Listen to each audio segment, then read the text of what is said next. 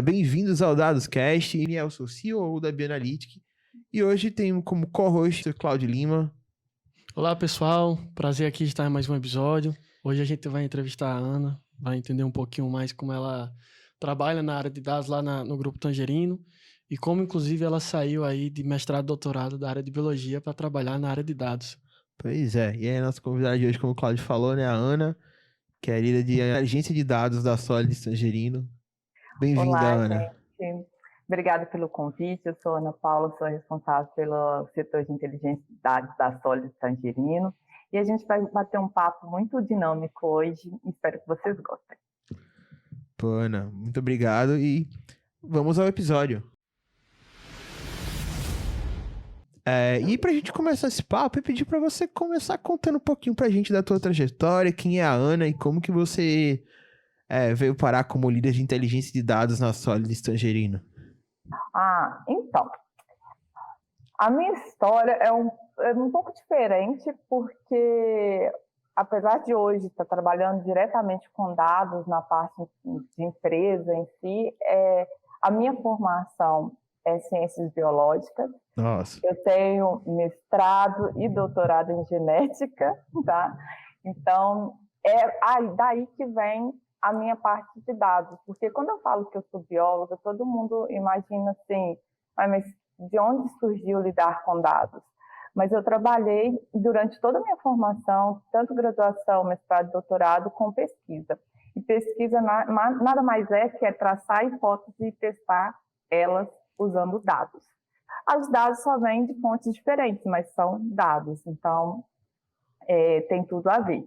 Mas não é só isso que é a parte estranha da minha trajetória, mas minha trajetória dentro do Tangerino também, ela é um pouco diferente, porque eu não entrei no Tangerino no setor de dados, eu entrei no setor comercial lá dentro e acabei crescendo, tornando liderança dentro do comercial, só que sempre, pela minha formação acadêmica, eu sempre fui voltada a registrar as informações, a ter números para saber onde estou e para onde eu ia e como eu ia chegar lá.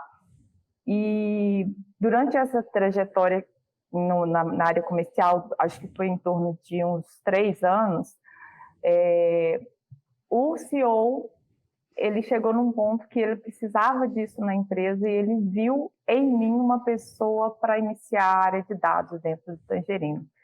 Então, há um pouco mais de 2 anos, eu iniciei o setor de dados dentro do Tangerino e comecei a construir essa cultura de dados lá dentro.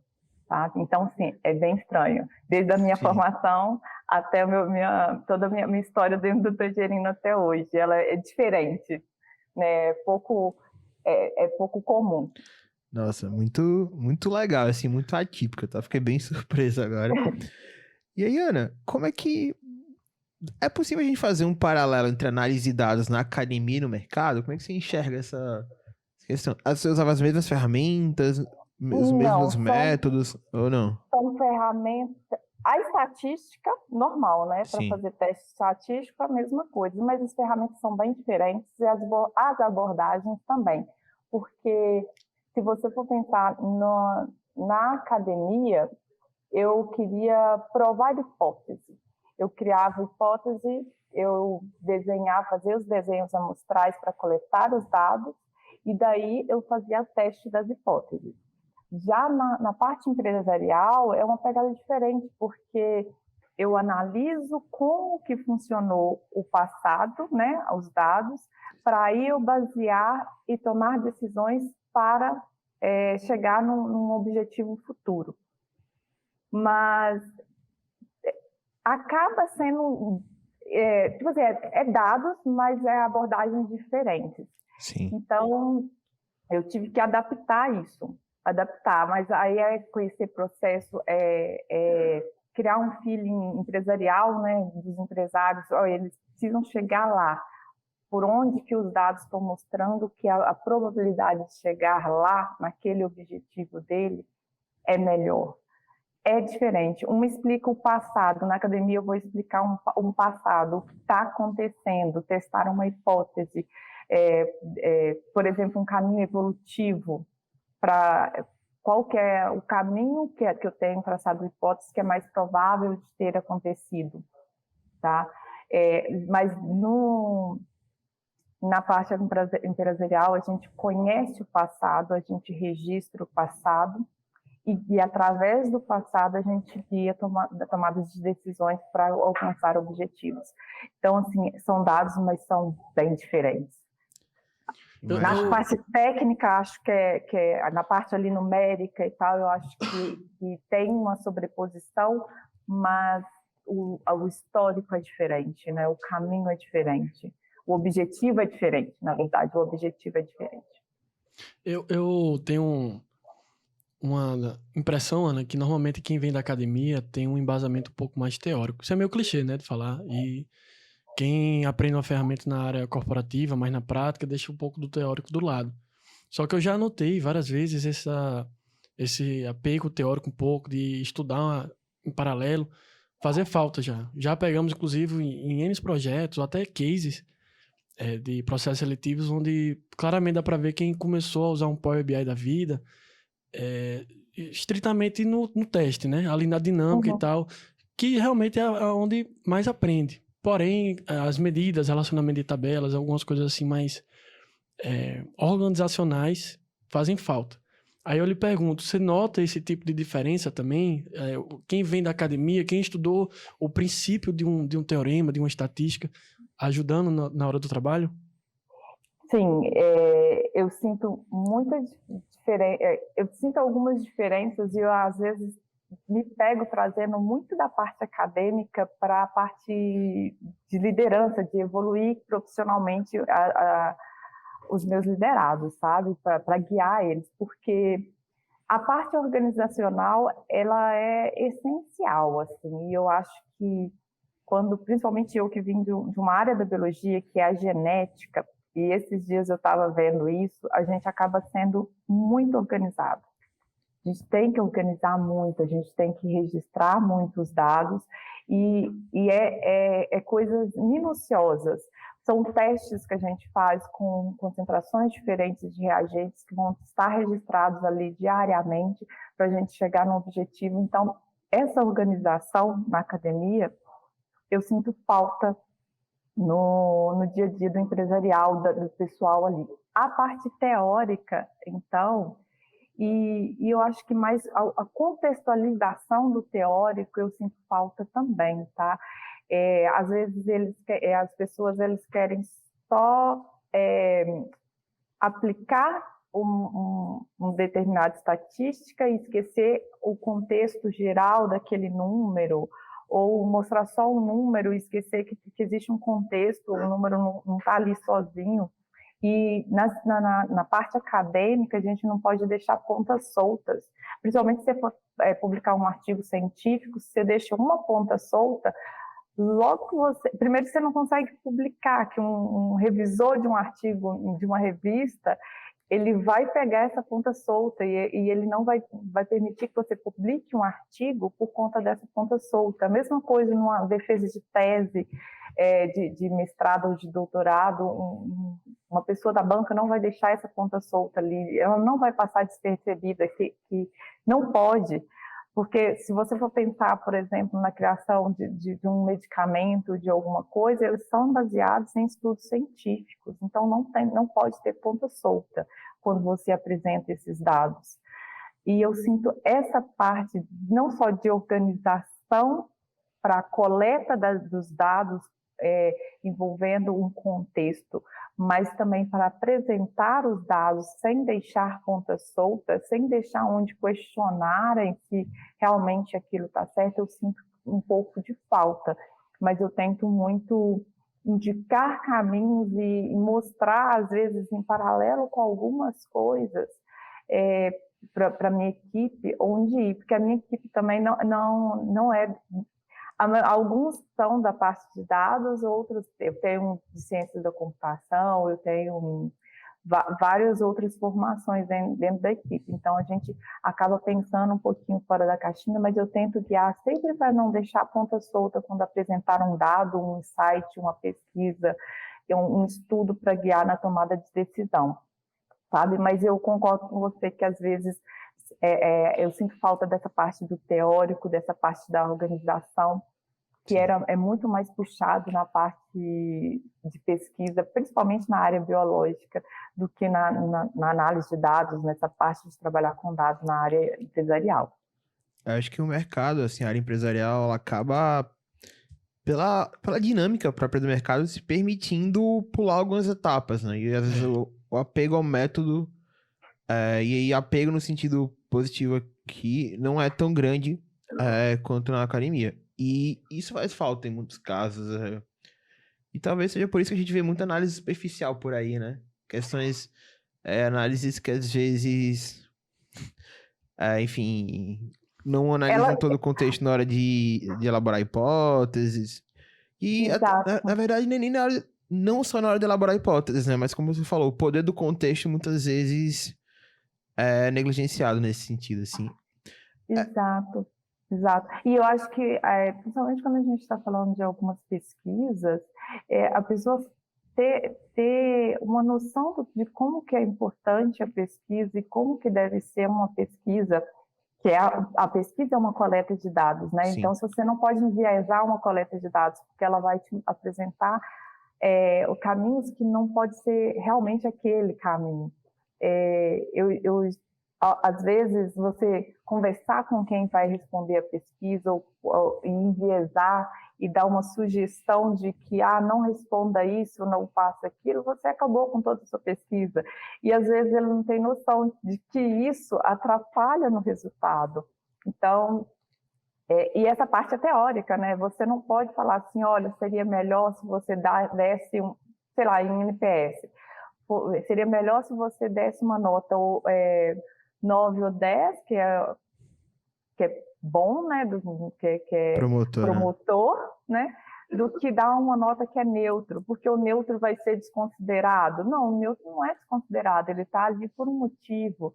Então, se você faz isso, o ouvinte vai deixar de dar a resposta neutra para dar ou positiva ou negativa, porque ele foi induzido a isso. Então, você acaba com o seu resultado da sua pesquisa, você pega essa pesquisa e se tomar uma decisão em cima dessa pesquisa, do resultado dessa pesquisa, pode ser ruim, porque ela não pode não estar apontando a realidade do cenário, sabe?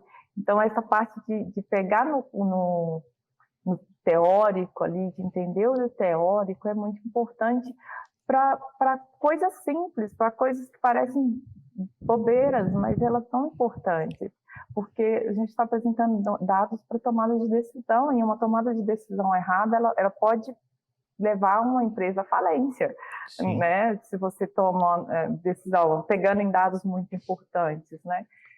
Então, eu acho que tem que tomar muito cuidado, e às vezes eu vejo que as pessoas não veem a importância que é entregar um dado correto, fazer uma análise correta, porque o impacto pode ser maior do que você imagina uma tomada de decisão em cima desses dados, se eles estiverem incorretos. Um exemplo legal que eu lembrei aqui, Daniel, foi numa análise de machine learning que nós estávamos fazendo de mercadorias. E dentro do supermercado, na época da Páscoa, chocolate, sei lá, triplica, né, a quantidade de venda. E a gente teve que colocar isso no modelo para relevar, para que ele não enviese que o chocolate tem uma venda 3 vezes maior do que um produto comum. Teve que fazer toda essa tratativa, e é justamente na parte da estatística, né, a parte assim, teórica da coisa, que um colaborador nosso falou desse negócio que não tinha me vindo em mente. E aí, de novo, né, enfatizando o quanto isso fez diferença. Eu costumo dizer que, às vezes, é melhor você ter uma análise de dados míope, né, que é aquela análise em que ela não analisa todo o contexto real da situação, é melhor você, muitas vezes, não ter essa análise do que você ter ela parcial. Porque a gente fala muito na área de dados que a gente precisa acabar com essa história de tomar decisões com base em feeling. Mas entre você ter uma análise parcial, em que você só analisou um lado da história ou uma parte do contexto e tomar uma decisão com base no feeling, às vezes o feeling acaba sendo uma opção mais interessante. O feeling não é a melhor opção. Ele não é aquela que vai trazer os melhores resultados, mas muitas vezes ele funciona. E a análise míope não. Exato, concordo. Porque o feeling, ele ainda leva em consideração a experiência da pessoa, né? Então, ele pode estar correto. Agora, se você faz uma análise enviesada, uma análise que não mostra um todo, nossa, é muito provável que você pode indicar algo que não é por aí que a coisa está rolando, né? Sim. Então, eu concordo com você. Então, às vezes, o feeling vai ser melhor do que uma análise mal feita. Boa. Ana, e enfim, entrando um pouco na tua trajetória profissional, nos teus desafios aí na Solis Tangerino, como é que foi criar essa área de inteligência de dados do zero, uma empresa de tecnologia? Então, nossa, assim, como eu gostava de números, eu criei, mas é aquela, a gente começa engateando, né? E Sim. como eu te falei, eu saí, na verdade, era coordenadora da área de parceria de canais, quando eu mudei para a parte de dados. Eu não sabia, eu era boa na planilha Excel. Eu era top na planilha Excel. Como acho que toda empresa começa, né? Ali, Sim. de inicinho, engateando, era a planilha Excel. A primeira coisa que eu fiz foi aprender BI, aprender Python. Hoje eu entendo tanto Python para análise de dados, eu também tenho uma experiência boa em Power BI. Tive meus desafios. Eu tenho sorte, assim, porque empresas de tecnologia, os proprietários, os sócios e as minhas lideranças diretas, elas eram da área de TI, então a área de TI acaba sendo mais voltada a dados em geral do que uma área comercial. Eles aceitam muito mais quando um dado não corrobora com o feeling, né?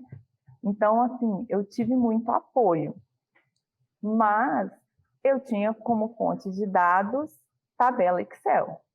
Eu trabalhava na tabela Excel e Acho que tudo não, começa assim. tudo começa assim. Mas tem outras questões que é assim, quando você inicia uma área de dados, né, na empresa, o processo de todos os setores, eles não estão organizados de forma a coletar dados corretos. Eles estão organizados de forma a fazer o processo, o objetivo final, tipo o comercial é vender. Estão organizados para vender. Aí vem, além de fontes de dados ser Excel, para pegar tudo ali, tudo preenchido de forma manual, então propício a erro humano, e os processos não estão organizados para coleta de dados, o que pode enviesar os dados, né? Igual a gente já falou, dados enviesados. Então, eu tive que iniciar, então, organizando os processos para que os dados sejam ali registrados, para todo o processo ser registrado de forma correta para começar a coletar. Aí eu comecei assim e era eu só. Então, assim, era só eu pegando os dados da empresa inteira. Mas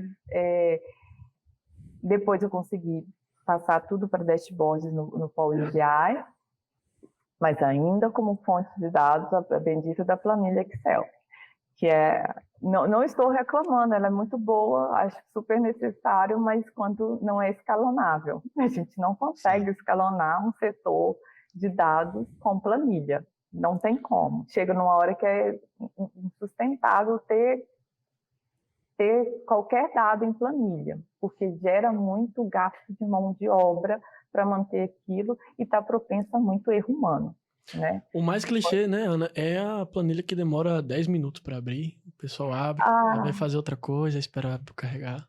Exatamente. Aí o problema é que elas são gigantes e se você tiver que corrigir uma coisa sequer, você vai demorar 1 hora para ela resolver, atualizar aquilo para você atualizar no Power BI. E os ritmos das empresas, principalmente do Tangerino, o Tangerino tem ritmo de startup. Então, assim, eles querem uma coisa, vão me pedir, eles querem agora, e eu tenho que ficar falando, então, eu não consigo, por quê? Porque a planilha não atualiza. Era o que eu mais tinha. Gente, eu não consigo entregar nesse tempo, não é porque eu não quero, não é porque é porque a planilha não está atualizando. E não tem muito o que você fazer, você não corre disso. A planilha está ali, você vai colocar ela para atualizar e vai ter que esperar. É o que você pode fazer. Assim, a ansiedade vai lá para cima, né? Porque você não sabe a hora que vai terminar, você não sabe, você não tem controle disso. Aí foi isso, né? Primeiro você vai ter que organizar para coletar os dados e ter as informações. O próximo passo, que eu acho que que são etapas, né? Eu acho que vai passar em todos os setores, se você for introduzir tomada de decisão em dados, tornar os dados uma fonte confiável para quem vai usar lá, para os líderes usarem para tomar de decisão, porque eles vão questionar os dados. Por mais que você mostre, eles vão questionar. Aí você vai ter que provar por A mais B que o dado está certo 1, 2, 3, 4, 5 vezes, 10 vezes. Aí chega uma hora que eu acho que eles cansam e falam assim, realmente está certo, vou confiar e parar de questionar isso. Aí vai para frente e realmente não volta atrás. É um caminho sem volta. Depois que eles começam a confiar em dados, eles querem todos. Aí eles querem todos os dados de tudo, que aí já vai numa outra fase, né? Que é querer todos os dados e não saber por que eles querem aquela informação. Ei, Ana, isso aí me lembrou até um negócio interessante, porque nós aqui da Bioanalytics já vivenciamos bastante isso. Acho que eu já até mencionei em outro podcast. Que quando a gente entra num projeto com início, meio e fim, com um cronograma pré-definido com um determinado cliente, ao longo do progresso, vão vendo os resultados, vão vendo que é verídico e que está dando certo. E a partir daí começam a surgir várias outras oportunidades e querem adicionar novos escopos e isso aqui vai até tanto setor, mas vamos expandir para o setor A, B e C, e a partir daí vai vendo as oportunidades de fazer aditivo no projeto. E, inclusive, é por isso que nós abrimos o pacote de outsourcing, porque dinamiza mais esse tipo de cronograma, né? Vão surgindo outras demandas mais paralelas e mais prioritárias. Eu acho que é um pouco o que você vivenciou também na Tangerine. Isso. Até com a Bioanalytics mesmo, né? Quando a gente começou a trabalhar, nosso projeto ele tinha um escopo bem definido e agora ele já não tem fim. Eu não acho que ele tem fim, pelo menos eu não vejo um fim no nosso projeto, porque se tornou dinâmico, acaba virando dinâmico, acaba sendo o nosso dia a dia, não tem fim isso. Ele mostra o seu valor. Eu acho que ele começa com um fim, mas no meio a gente mostra o valor da continuidade desse projeto. E Perfeito. De ter uma continuidade. E que tem retorno. E tem retorno. Ter isso tem retorno. É muito mais confiável você tomar decisão, você prova por A mais B o porquê que você está tomando essa decisão e consegue, convencer, por exemplo, um investimento em determinada coisa a mais. Por quê? Porque os números são esse, então a gente vai usar isso, desse indicador, para tomar e medir e focar esforços nisso, porque esse provavelmente vai dar o retorno tal. Os números estão indicando que o retorno vai ser esse. É muito mais fácil você conversar isso do que eu acho que, pela minha experiência, isso daqui vai dar certo. Até escrevi um post esse dia no LinkedIn, isso, né? Que quando você não tem dado, ganha quem tem a melhor opinião. E é bem isso, né? Ou quem fala melhor, quem tem melhor oratória. Tem uma frase que uma colega minha falou, que assim, uma pessoa sem dados é só mais uma pessoa com opinião. E se a gente for seguir opinião, eu prefiro a minha, né? Justo. Não é? Então, assim, se você tem dados, é uma discussão, é a apresentação de um projeto com uma probabilidade bem alta de ser bem sucedido. Perfeito, Ana. E você enfrentou muita resistência, assim, das áreas? Como é que foi? Como é que você usou? Que abordagem você usou para convencer as áreas de que essa transformação ela precisava acontecer?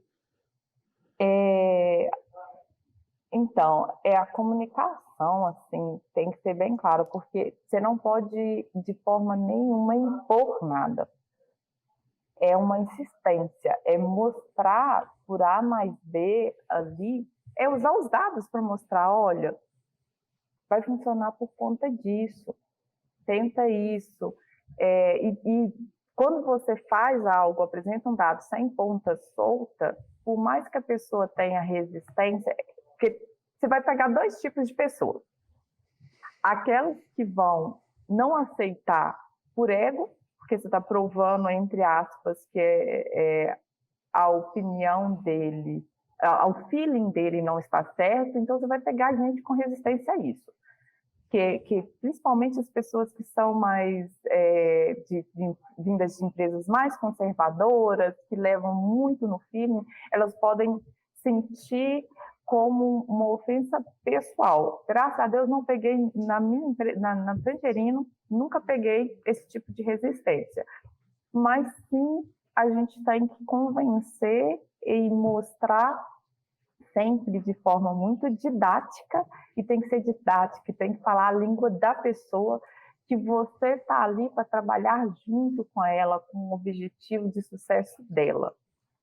Então, você tem que ser empático. Eu sempre uso a abordagem de ser empática com o problema dela, entender que ela quer, onde que ela quer chegar, e convencer ela que eu estou ali para a gente trabalhar junto, não uma contra a outra. E trabalhando junto, eu vou mostrar a opção que eu tenho, que é os dados. Os dados estão sugerindo, mas a tomada de decisão é sempre sua.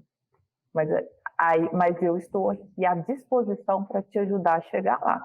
Então, assim, eu não imponho nada, eu trabalho junto. E isso funcionou muito bem, sabe? Com todo mundo, trabalhando junto. Mas a comunicação que é com todas as pessoas que trabalham de dados, eu acho que a comunicação e saber falar a língua do outro, né, do líder, porque quase ninguém vai saber falar a língua de dados. Você não pode falar que a probabilidade é de 95% de alcançar isso, ou que a média está assim. Não, fala a língua dele. Olha, vamos atuar aqui nesse ponto no seu processo de venda, porque você está vendo, sua taxa de conversão dessa etapa para essa está pequena, então a gente está observando que tem um problema aqui. Vamos analisar junto aqui o que é. Então, ser solícito, convencer e mostrar à pessoa que você está para trabalhar junto com ela e não contra ela. Então, eu acho que é só mostrar que é mais uma ferramenta que ela pode utilizar para o sucesso. Aí eu consegui muito nessa pegada, entrar em praticamente todos os setores do Tangerino. O que a gente tinha até conversado, Ana, no outro episódio, inclusive para o pessoal de casa aí que quiser assistir o episódio com o Gustavo, da Armazém Ribeira. O episódio 29. 29, né? Episódio 29 com o Gustavo, da Armazém Ribeira. Perdão, 28. 28? Nós comentamos um pouco dessa aderência para a cultura data-driven. E ele comentou que em alguns momentos passou por dificuldade, tinha colaborador que no início aderia, depois não. Mas eu até como gestor de projetos, eu notei o seguinte, que quanto mais pessoas participam da elaboração do dashboard ou das métricas, mais elas tendem a se engajar. Então, eu acho que isso aí ajuda bastante também, né? Tem muitos clientes nossos também que compram TVs, colocam lá na sala da operação e botam o dashboard lá gigantesco, porque aí diminui até o esforço do colaborador, no final das contas, abrir o dashboard. O que antes ele tinha que procurar um link ou entrar em determinado sistema, ele só faz olhar para o lado, tá lá a TV com o dashboard, e a partir daí ele vai se apegando cada vez mais, né? Pelo menos essa é a tendência que eu tenho percebido com as conversas com alguns dos nossos clientes. Sim. E sim, você falou da participação deles na construção do dashboard, é uma coisa imprescindível, porque assim, mão dupla aqui no Tangerino, mão dupla. A gente chama eles e fala quais as métricas vocês acham que devem acompanhar. E eles passam para a gente. Aí daí é o ponto de partida. Tá? Primeiro que a gente analisa se nosso processo está organizado o suficiente para entregar todas essas métricas. Se não, a gente sugere alterações no processo para a gente conseguir isso daqui para frente, né? Às vezes a gente não consegue passado, mas a gente organiza para um futuro ter. E a partir daí, a gente, na própria construção, a gente fala assim, olha, eu acho que é interessante ele ter também essa informação. Então, a gente acrescenta algumas outras informações, volta para quem vai ser o usuário final e fala, olha, a gente acrescentou esse dado, porque a gente achou que é válido para você ver se aconteceu isso e isso. E muitos feedbacks são, nossa, realmente é muito, muito legal isso, não tinha pensado.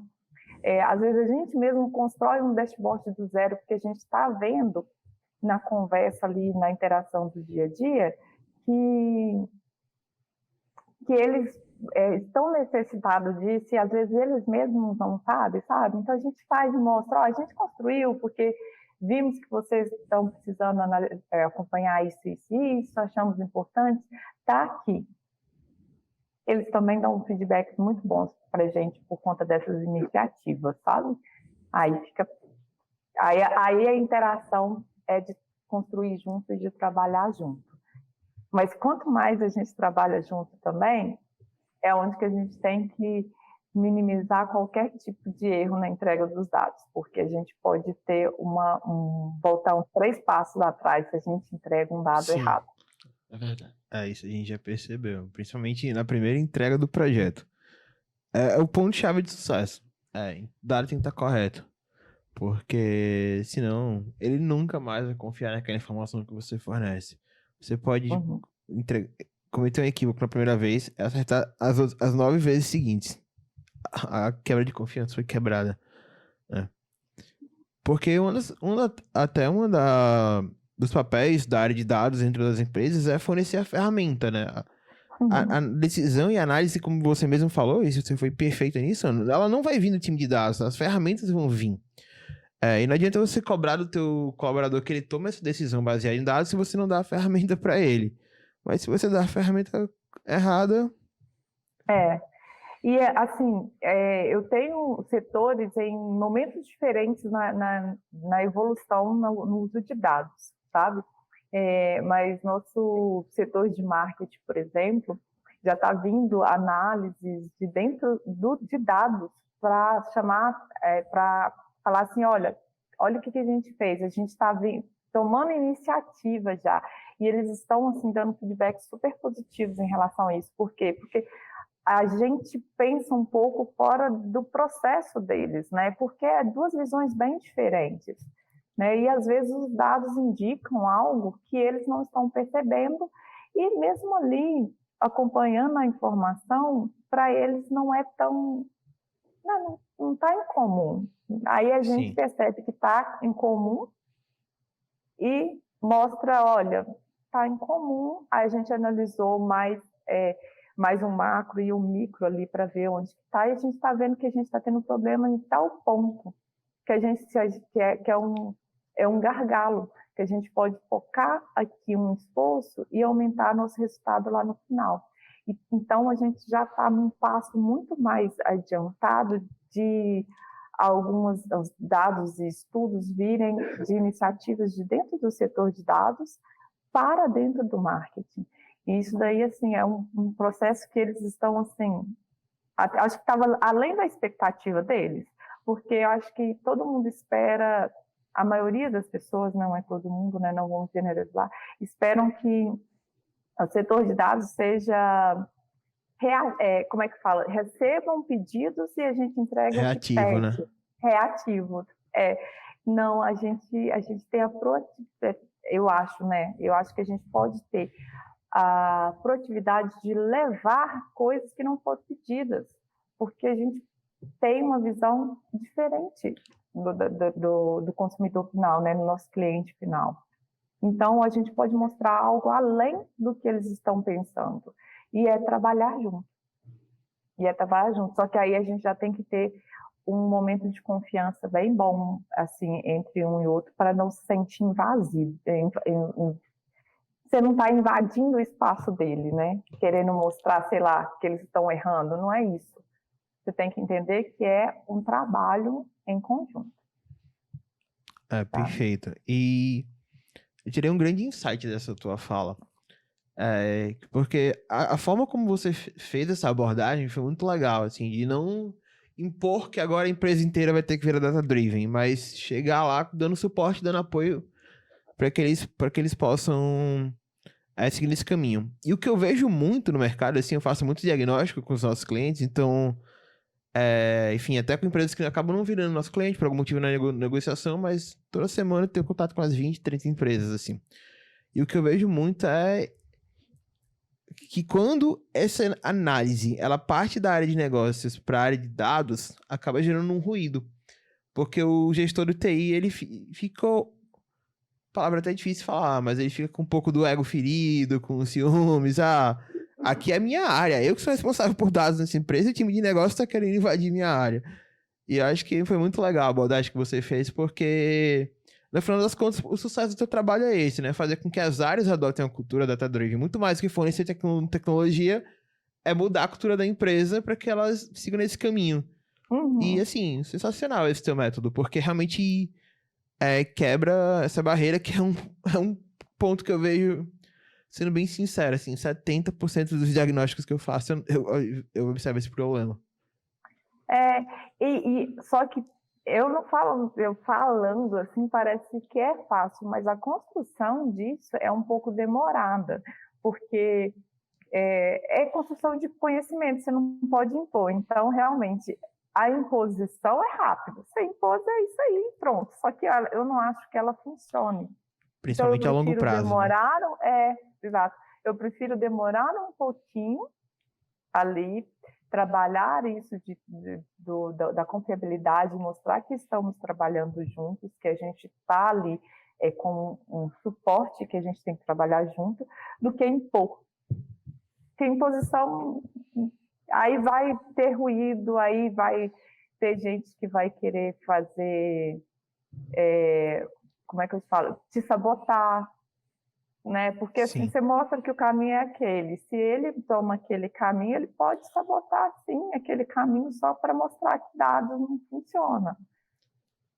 Mas, eu não acho que imposição nessa parte, a gente precisa construir muito junto. Eu sou bem de construir junto, porque todo mundo está com o mesmo objetivo dentro de uma empresa. Perfeito, assim. E é muito mais do que tecnologia sobre pessoas, né? Exato. Boa, olha.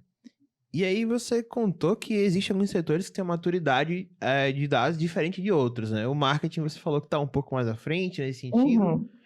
Como é que você faz para lidar com isso? Assim, tem que atender diferentes áreas de negócios, onde umas estão num step desse processo de transformação e outras ainda estão galgando passos anteriores, né? Como gerenciar isso?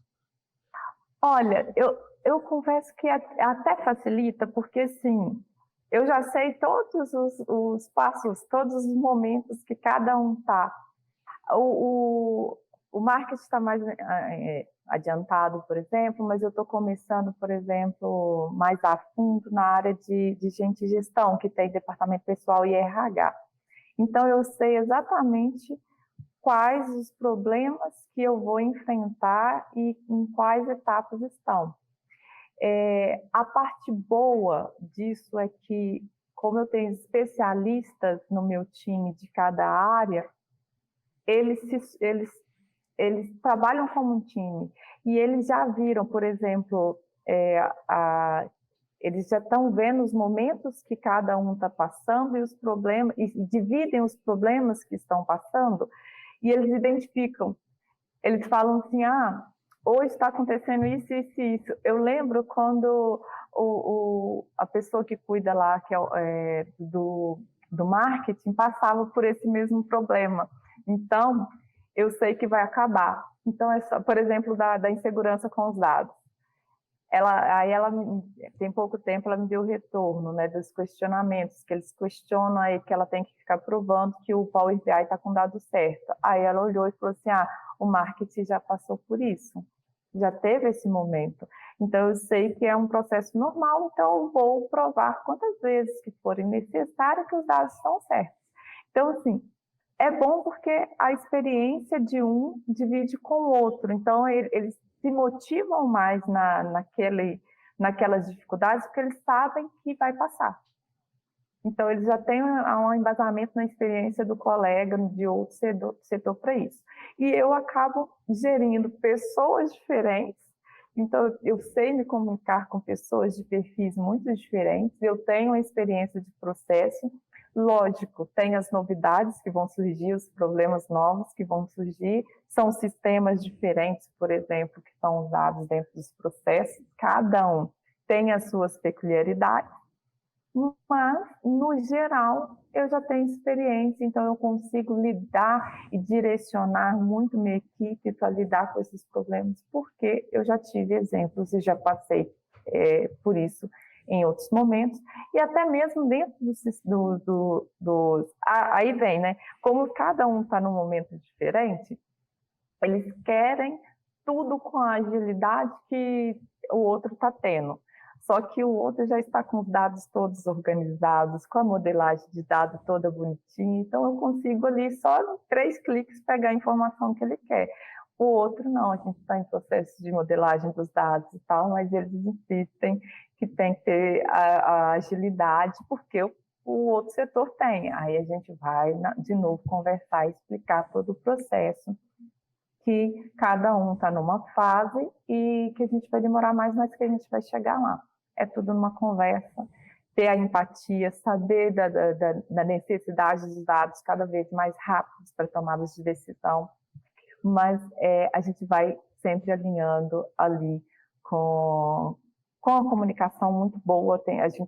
Dados tem que ter uma comunicação excelente, pode parecer planejamento, análise e comunicação. A gente precisa, mais do que a parte executora em si, a gente precisa comunicar muito bem, a gente precisa saber passar o que está acontecendo, por que a gente não está entregando, e tudo conversado e tudo falado de forma clara, eu acho que é bem aceito, e a gente começa a trabalhar muito bem em relação a isso, sabe?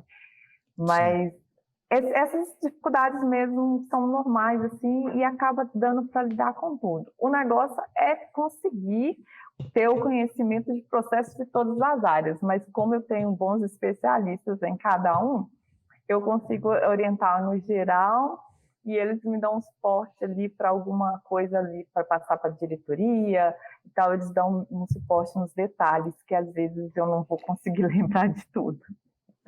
E Ana, eu acho que a vontade de acelerar um pouco esse processo de amadurecimento com os dados de cada setor, muitas vezes é o que engatilha a contratação de uma BIAnalytic, por exemplo. De um parceiro externo, né? Isso, de um consultor, de alguém para dar vazão às demandas que às vezes tem uma urgência maior. E eu queria entender o impacto também do que é que... O que é que te levou primeiro assim a procurar um parceiro externo para te ajudar nesse processo? Exatamente a coisa... Várias coisas. Não, eu acho que a principal é realmente a velocidade de ter esses dados sem precisar de crescer excessivamente um time. Porque, igual eu falei, eu comecei com planilha Excel. Planilha Excel, primeiro, qual que é o processo? Você vai lá no setor, vamos lá no comercial. Eu teria que ir lá, se eu não tivesse as integrações que a gente tem, eu teria que ir lá, baixar uma planilha ou várias planilhas, colocar num documento todo bonitinho, até onde ele aguentar, porque eu já tive planilha que não tinha possibilidade mais de acrescentar uma célula, eu teria que ter outra. Então, eu teria que fazer isso toda vez, ou todos os dias, para eu ter atualizações diárias, né? Então, a mão de obra e a probabilidade de errar nisso daí, e a questão da planilha não atualizar, então isso eu gasto mão de obra para isso, sem contar que eu não conseguiria pegar todas as informações que eu tenho, porque às vezes os relatórios que estão disponíveis ali do sistema não permite. Aí chegou no momento, e na verdade aí tem a parte boa, que eu tive muito apoio do pessoal, do nosso CEO, o Leonardo Barros, ele queria muito essa parte dos dados para gerir ali. Então, eu tive apoio quando eu mostrei para ele que a gente precisava de automatizar e ter um banco de dados ali construído. Só que, beleza, somos uma empresa de tecnologia? Somos. Só que não dava para fazer isso internamente. Eu não ia conseguir puxar ninguém da TI, tirar do nosso produto, né, para fazer isso para a gente. Eu falei assim, não dá. vamos pegar alguém de fora, vamos pegar uma consultoria. Foi quando eu encontrei a Bianalytics. E, assim, eu acho que foi feeling que a gente ia trabalhar tão bem junto durante esse tempo, porque a gente se dá super bem, eu acho que a gente tem a mesma vibe. Mais de um Assim, ano, né, Ana, juntos? Mais de um ano juntos. E isso gerou uma velocidade incrível para a gente, porque está tudo ali. Todos os nossos sistemas hoje usados no Tangerine estão integrados e atualizando ali de forma automática 2 vezes, eu acho que tem 2, 3 vezes, dependendo do sistema, por dia. Todos eles a gente consegue ali trabalhar com o Power BI e linkar informações de, por exemplo, de cliente que está lá no marketing, com o processo que ele passou no comercial, com o processo que está no CS, se tem alguma coisa referente a ele na tecnologia. Tudo isso por quê? Porque a gente conseguiu construir colocar, né, todas as nossas informações em um lugar só, em uma fonte de dados. Então, ia de forma automática. Então, ao invés de eu ter um monte de gente para trabalhar várias planilhas com a probabilidade de erro humano gigantesca, a gente conseguiu unificar isso em uma fonte só. Então, assim, não tem nem o que falar mais. Eu acho que eu, às vezes, converso com outras empresas que não têm isso, faço bem digital, e falo assim, não, a gente tem uma fonte única, é tudo integrado lá. As pessoas ficam, parece que é o sonho delas ter isso. Por quê? Porque a maioria trabalha ainda na planilha Excel. Que sofre a dor ali na pele, né? Na verdade. Aí assim, a gente consegue integrar muitas informações. Então, construir isso foi assim, o ponto alto. E eu tive a oportunidade de fazer isso no início do setor. Sim. Né? No início do setor, eu tive a oportunidade e tive o apoio para fazer isso. E provamos, tanto que a gente está há mais de um ano trabalhando aí, que valeu a pena. E vai continuar valendo a pena por um bom tempo. Olha aí, que bom. Né? E... Mas, desculpa, pode falar. Não, Daniel. perdão, Ana, fica à vontade. Não, eu ia falar, mas tem também a questão de que a gente trabalha muito bem juntos, né? Em agilidade, em comunicação também, a nossa comunicação é muito boa. Acho que também, se não fosse isso, eu acho que não teria rendido tanto em tão pouco tempo, que foi construído muita coisa em pouco tempo. Eu acho que foi muito veloz até onde que a gente chegou. Legal. Algo até que a gente fala muito internamente, assim, porque...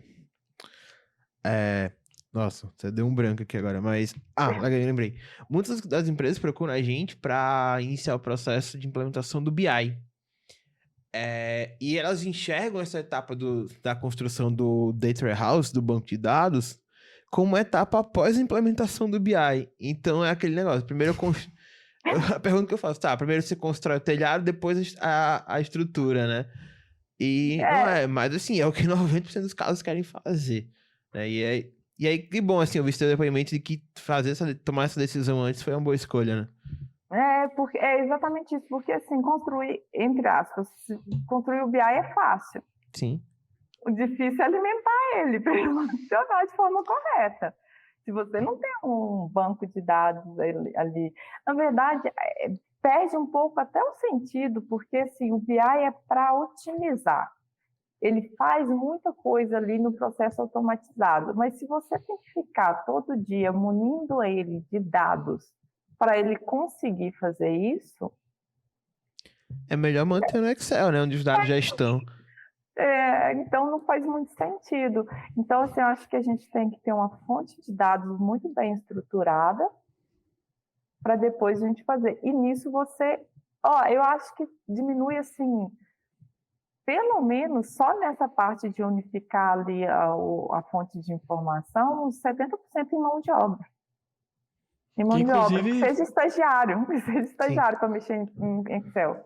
Inclusive foi o que aconteceu também um pouco, né, no nosso projeto. Uhum. Eu sou suspeita a falar, mas eu também acho que o coração da coisa se encontra na área de engenharia de dados, que é onde unifica, onde diminui a margem de erro humana e onde principalmente reduz o tempo operacional de pessoas, que para mim é o maior custo de qualquer empresa. Qualquer investimento de qualquer empresa sempre está atrelado a pessoas. E você está pagando alguém para estar trabalhando em algo operacional, grosseiramente não está aproveitando 100% do tempo dela, né? Mais ou menos eu tenho essa sensação assim, se você consegue que uma máquina faça o trabalho, não, é melhor você pegar uma mão de obra focada em algo melhor, em tirar insights, em construir estudos. Você foca a sua mão de obra para algo que vai dar muito mais retorno, porque o outro você pode substituir por um código, então assim, é uma mão de obra muito mais especializada que você vai estar investindo, mas é um investimento, né? Porque eu investi na Bianalytics para não precisar estar com um time gigantesco aqui para fazer algo com muito mais probabilidade de erro, de problemas. Não ajuda também, né? Assim, imagina que é você pegar alguém que, contratei um time, mas eu nunca fiz isso antes. É diferente de você encontrar alguém que já fez isso centenas de vezes, né? Aí foi a questão da rampagem, né? Porque, por que eu não fiz isso internamente? Primeiro que acho que eu não ia conseguir guiar alguém para isso. E não seria somente uma pessoa, porque a Bianalytics não é só um profissional. Sim. E você sabe, são vários profissionais ali que estão à disposição para me ajudar. Inclusive, eu falo que eu trabalho com Power BI, eu já chamei o Júnior, que me ajuda aí na parte de Power BI, e falei assim, Júnior, me ajuda aqui numa fórmula DAX que eu não estou conseguindo fazer no Power BI. Me dá uma ideia aí, eu preciso conversar com alguém assim, para me ajudar e me apontar se eu vou conseguir fazer isso aqui ou se eu parto, sei lá, para um Python, alguma coisa mais complexa. E estava ali à disposição. Se eu montar isso internamente, é muitos profissionais. Aí vem a questão de gerir esses profissionais. É questão que, às vezes, eu não vou ter nem trabalho suficiente para cada um dos profissionais que vocês me disponibilizam. E eu estou falando que eu contratei, a gente começou desde o início. Como que eu vou convencer a investir num engenheiro de dados, num especialista de Power BI, num gestor de... Porque tem a parte de gestão também, Sim. sabe? Então, muitos especialistas que eu teria que trazer para ter a mesma coisa ou não, né? Porque eu teria que trazer alguém que não tem experiência. Vocês têm muita experiência. Então, trazer algo perto do que vocês me ofereceram quando a gente contratou. E acabaram passando essa experiência para mim. Eu comecei, né? Eu não tinha experiência antes. Então, a gente trocava muita conversa e isso me enriquecia profissionalmente também, sabe? Não tenho palavras, assim, para falar mais. Isso aí é muito legal, porque essa parte de gerência de projetos também, a comunicação contínua, nossas sprints, o grupo do WhatsApp, toda terça-feira nós nos reunimos. Então, isso aí dá vazão às demandas da Ana. Uhum. Trocamos as figurinhas, a Ana aprendeu bastante com a gente aprendeu bastante com ela também. E esse exemplo que você comentou, Ana, do Power BI, se eu não me engano, foi um arquivo que nós até diminuímos, acho que mais da metade do tempo que ele demorava até para atualizar da base de dados. Não foi esse também? Uhum. Não, a última reunião, inclusive, eu falei assim, gente, eu sou leiga, eu não sei, eu não vou conseguir fazer um ETL, eu não vou ajudar, mas deixa eu te falar, se quiser desse jeito, não funciona. Aí os meninos olharam assim para mim, muito melhor do que a gente estava pensando. Eu tô assim, só porque para mim estava assim, só que eles têm muito conhecimento. Então a gente, às vezes, quando tem muito conhecimento, a gente complica o caminho, né? Aí a gente troca essas figurinhas, mas é muito trabalho em equipe. A gente é uma equipe, sabe? Mas a gente tem uma sinergia muito boa. E é muito produtivo, isso é incrível. Nossas reuniões, assim, acho que se durar meia hora a gente passa tudo, não fica nenhuma ponta solta, não fica nada faltando, e o resto a gente vai ali no dia a dia conversando pelo WhatsApp, às vezes via e-mail, dependendo da segurança da informação que a gente vai trocar, mas a comunicação é muito boa. Pois muito é, boa. inclusive esse é uma das essências que nós temos aqui na Bienalite, porque a nossa proposta é fazer projetos e outsourcing customizados para cada cliente. Cada um tem o seu contexto, e é nessas reuniões que, como a Ana comentou, que a troca de ideias é um pouco mais humanizada, e a partir daí a gente vai se ajudando em conjunto. Não só depende nem só da Tangerine, nem só da Bienalite, que é algo lapidado em 4 mãos. E por isso que eu também adoro o Scrum, né? Toda semana, a gente até, lembrando, no início do projeto a gente tinha falado, será que a gente faz reuniões uma vez por semana, uma vez por mês? Aí a gente conversou, vamos fazer toda semana, porque se não tiver muito repasse, faz uma reunião de 5 minutinhos, faz um alinhamento e pronto, acabou. E acabou que deu certo, e até hoje a gente faz assim. A gente faz assim, e é bom porque, assim, eu consigo, vocês me passam o que está sendo feito, o que foi feito, o que vai ser o feito da semana, e às vezes eu tenho alguma coisa que surgiu ali que é melhor passar pela reunião do que no WhatsApp, né? Aí a gente alinha ali, já acrescenta no escopo de trabalho de vocês ali, já alinhamos as prioridades, porque uma semana é diferente da outra. Uma semana a gente pode não ter nada ali, na outra chegar a 200 milhões de coisas para fazer e a gente tem que colocar prioridade.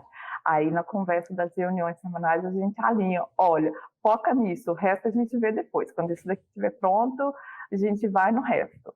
E a gente vai muito fazendo isso. E é uma dinâmica que funcionou muito. E acaba até aproximando a gente, né? A gente fica mais próximo, a gente conversa, a gente brinca. Eu brinco que eu falo demais mesmo. Os meninos são mais calados. Eu chego falando, oi, gente, tudo bem? E eu vou falando com eles, aí eles só falam, é isso. Então, assim, gente, falei 15 minutos, acabou a reunião. Os meninos falaram 10 palavras cada um.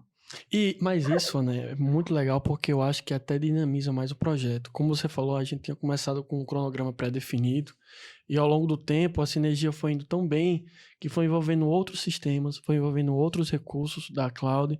Você falou, surgiu até o Power BI e quem sabe não surjam outras ferramentas. Já teve cliente nosso que a partir de uma integração inicial foi indo, foi fluindo, envolveu o Power BI, envolveu outras ferramentas da DataVis, até que surgiu o Machine Learning, até que surgiu ferramentas da Microsoft, o Power Apps, o Power Automate. Uhum. E a partir daí a gente vai até abrindo cada vez mais o nosso leque. E vamos no nosso Data Squad, no projeto de outsourcing, oferecendo coisas além da parte de ETL em si, de Power BI e DataVis em si. Vai envolvendo também projeto de inteligência e criação até de aplicativos, né? Aplicativos, vamos dizer assim, que possam atualizar os dados de forma mais automática. Por exemplo, já houve momentos que a gente substituiu até o Python pelo Power Automate, que tem integrações nativas com outras plataformas.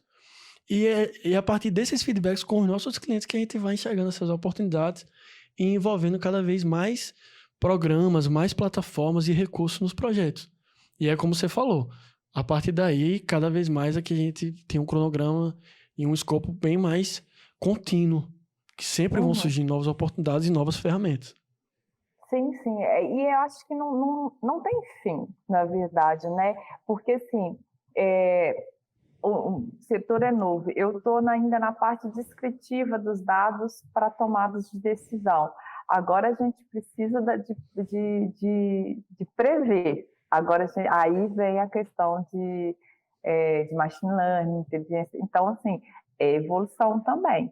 Então, até onde que a gente vai chegar nesse projeto? Quando a gente chegar lá, a gente descobre. Boa. E aí, pra a gente já ir migrando pro... O nosso papo tá ótimo, assim, pra gente migrando um pouquinho pro fim da conversa, eu te fazer uma pergunta, Ana. Pensando nessa perspectiva de futuro. Qual seria o grande sonho da Ana pra área de inteligência de dados da Tangerino? Boa pergunta, viu, Daniel? Nossa, sonho profunda, grande? Né? Meu Deus. Olha, eu acho que tá todos os dados de todos os setores, inclusive a de usabilidade do nosso produto, integrado lá no TW, e a gente já está utilizando em todo ele uma inteligência artificial para prever várias coisas, para prever o caminho que a gente vai seguir por ali. Aí eu acho que chegar nesse ponto da previsibilidade, estar pronta, principalmente, que seja, por exemplo, lá no CS, a gente prevê pelo comportamento do cliente a possibilidade de churn e atuar nisso, ou lá no marketing, no comercial, prever quem são os clientes com maior probabilidade, os leads com maior probabilidade de virar cliente, e a gente focar nisso, ter isso tudo estruturado, previsto, ali a gente prevê isso, eu acho que é o ponto que eu acho que eu vou falar assim, chegamos... Estamos maduros, né? De 1 a 10 estamos nota 10. Maduros. Aí lá eu acho que eu vou considerar falar assim, não, a área de dados do Tangerino é uma área de dados madura. Ela chegou num ponto que a gente pode falar, tem melhorias, sempre vai ter que ter melhorias, mas vai estar num ponto que eu falo assim, agora chegamos num patamar, num alto patamar na parte de dados. Mas, olhando assim, vocês estão bem maduros, tá? Pelo que eu pude acompanhar aqui da nossa conversa, do nosso papo, porque vocês já resolveram um grande problema das empresas, que é o silo de dados, né? Que é o que a gente vê hoje.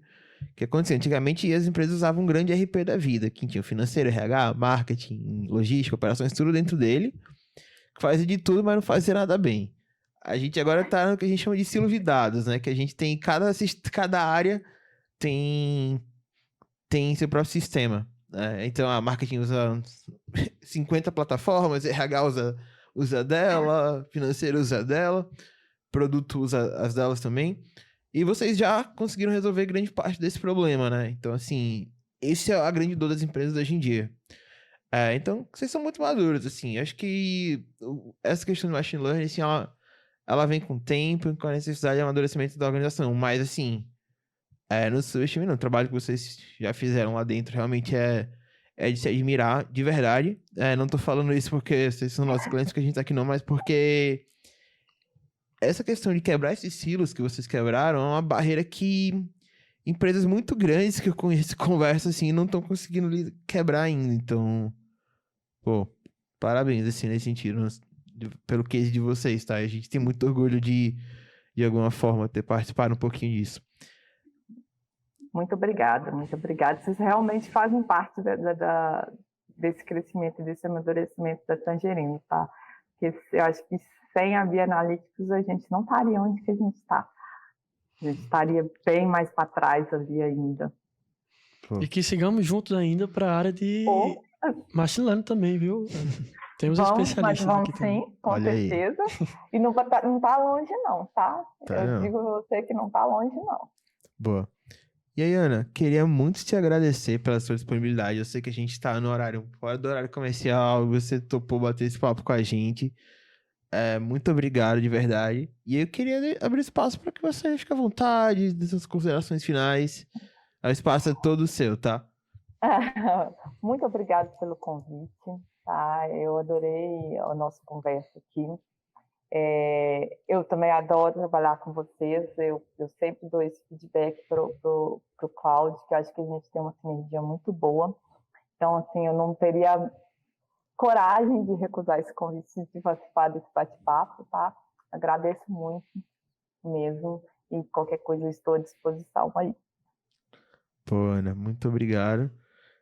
E, pessoal, a gente se vê no nosso próximo episódio do DadosCast. Não se esqueçam de se inscrever no nosso canal no YouTube, lá a transmissão o episódio tá todo em vídeo. E se você quer acompanhar em áudio, você pode assistir nas principais plataformas de áudio, né? Então, Spotify, Deezer, Apple e Google Podcast. E temos alguns dos cortes do nosso Instagram e LinkedIn também, tá? E a gente se vê no próximo episódio.